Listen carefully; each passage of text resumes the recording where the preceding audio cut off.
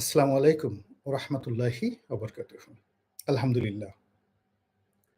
সুবহানাল্লাহি আলহামদুলিল্লাহি লা ইলাহা ইল্লাল্লাহু আল্লাহু আকবার, আল্লাহু আকবার লিল্লাহিল হামদ।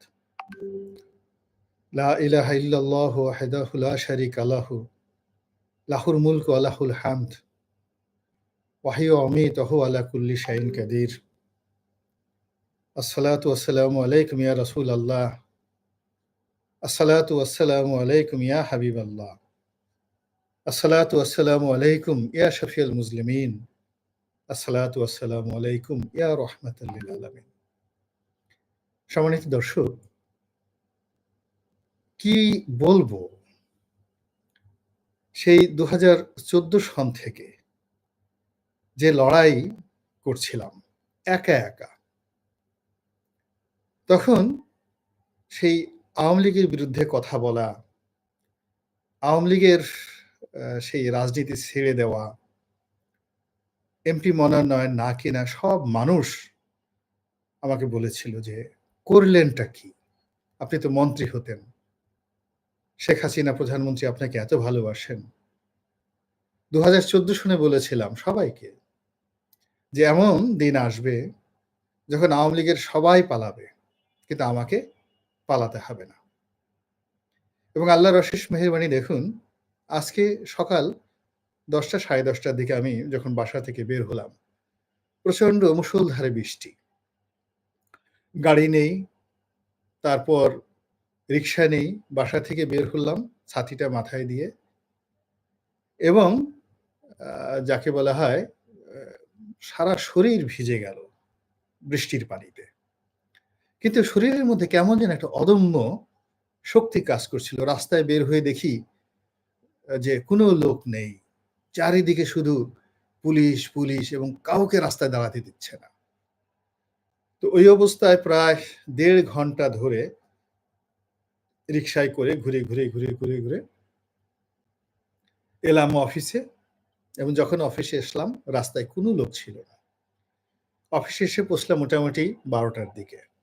মনটা খারাপ। গোসল করলাম এবং আল্লাহ বিল্লাহ করতে থাকলাম। এর মধ্যেই দেখলাম যে হঠাৎ করে ইন্টারনেট নেই। কয়েকজনের টেলিফোনে কথাবার্তা বলল, কিন্তু দুপুর ১টার পর থেকেই আল্লাহর অশেষ রহমতে এমন কিছু ঘটা শুরু করে দিল, যেটা আমরা কল্পনাও করিনি। এর মধ্যে এখন দেখছি যে গণভবন সাধারণ জনতার দখলে। আর যারা গণভবনকে ৳১ দিয়ে লিখে নিয়েছিলেন, যারা গণভবনের মালিক বনে গিয়েছিলেন এবং গণভবনের দরজায় বিভিন্ন মানুষকে বলছেন, "তোমরা আসো, আমার বাড়িতে আসো।" তারা গণভবনে নেই। তো এই দৃশ্য মানে দেখার পর, টেলিভিশনে দেখার পর মনে হলো যে সেনাপ্রধান কি ভাষণ দেবেন, কি শুনবেন না শুনবেন সেটা পরের বিষয়।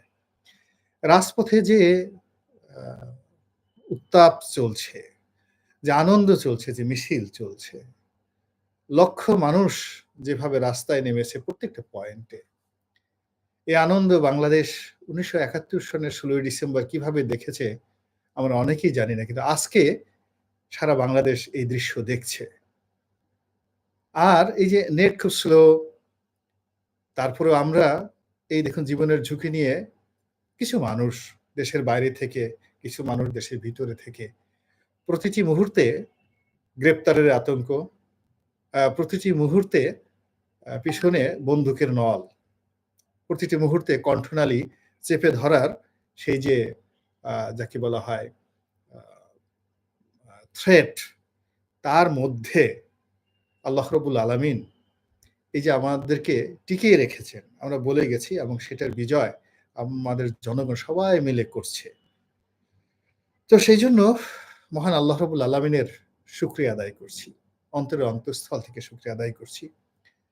এবং আবার বলছি আপনাদেরকে নিয়ে, রব্বানা লাকাল হামদ হামদান কাসিরান তয়্যিবান মুবারাকান ফিহি। আজকের এই বিজয় তারুণ্যের বিজয়, ছাত্র-ছাত্রীদের বিজয়, আমার সন্তানদের বিজয়।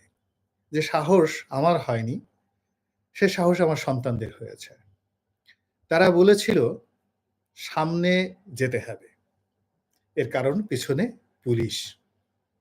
এই গতকাল পুলিশের বড়, বড় কর্তারা গতকাল রাতে যে ভাষায়, যে বিশ্রী ভাষায় তারা কথা বলেছে, জনগণকে অপমান করেছে, আওয়ামী লীগের বড়, বড় নেতারা এই গতকাল যেভাবে কথাবার্তা বলেছে, আমার বারবার শুধু এখন মনে হচ্ছে যখন কিয়ামতের ময়দান শুরু হওয়ার আগে যে অবস্থাটার সৃষ্টি হবে এবং সবকিছু আল্লাহ রাব্বুল আলামিন ধ্বংস করে দেওয়ার পর এই পৃথিবীর জালেম বাদশা থেকে শুরু করে এই পৃথিবীর সমস্ত যারা দম্ভিক রাজা বাদশা তাদেরকে ডেকে আল্লাহ রাব্বুল আলামিন বলবেন, ইয়াউমা হুম বারিজুনা লা ইয়াখফা আলাল্লাহি মিনহুম শাইউন লিমানিল মুলকুল ইয়াউম লিল্লাহিল ওয়াহিদিল কাহ্হার।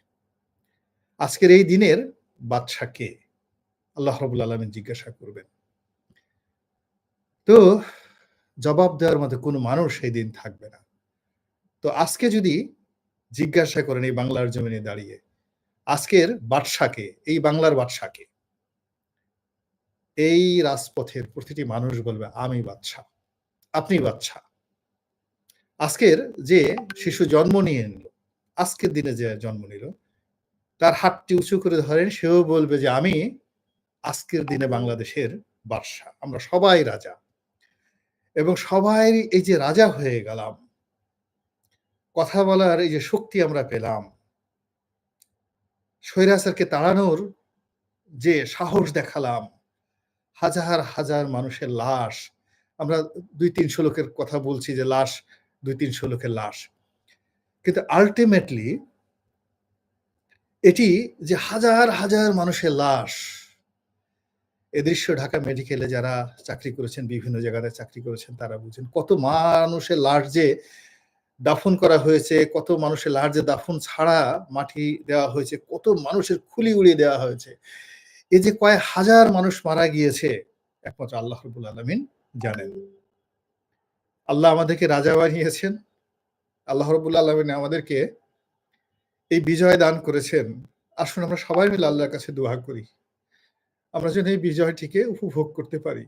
এবং আল্লাহ রাব্বুল আলামিন, আমরা এখনো জানি না কি ঘটতে যাচ্ছে অনাগত দিনে। সেনাবাহিনী প্রধান বক্তব্য দিবেন। But we do not know. আমরা এখন পর্যন্ত জানি না। জরুরি অবস্থা হবে, মার্শাল ল হবে, তত্ত্বাবধায়ক হবে, না কোন পদ্ধতিতে কি হবে আমরা কিছু জানি না। কিন্তু আমরা আনন্দিত। শুধু আল্লাহর কাছে বলি, "আল্লাহ তুমি আমাদেরকে একজন হযরত উমর ইবনুল খাত্তাব দান করো। আমাদেরকে একজন বাদশা হারুন আর রশিদ দান করো, একজন আওরঙ্গজেব দান করো। আমাদেরকে আর এরকম স্বৈরাচারী কোন শাসক বা শাসিকা দিও না। আল্লাহ তুমি আমাদের এই পাপ, অন্যায় এবং গুনাহকে মাফ করো। আমাদের ২ হাতের গুনার ফলে আমাদের মাথার উপরে এই জুলুমবাজ, দুর্নীতিবাজ, অন্যায়কারীরা আমাদের মাথার উপর চেপে বসেছিল। হে আল্লাহ, তুমি আমাদেরকে সৎ শাসক দাও, ন্যায়পরায়ণ শাসক দাও, যাদেরকে আমরা ভালোবাসতে পারবো, যাদেরকে আমরা নেতা হিসেবে মানতে পারবো। ওয়াজআলনা লিল মুত্তাকিনা ইমামা।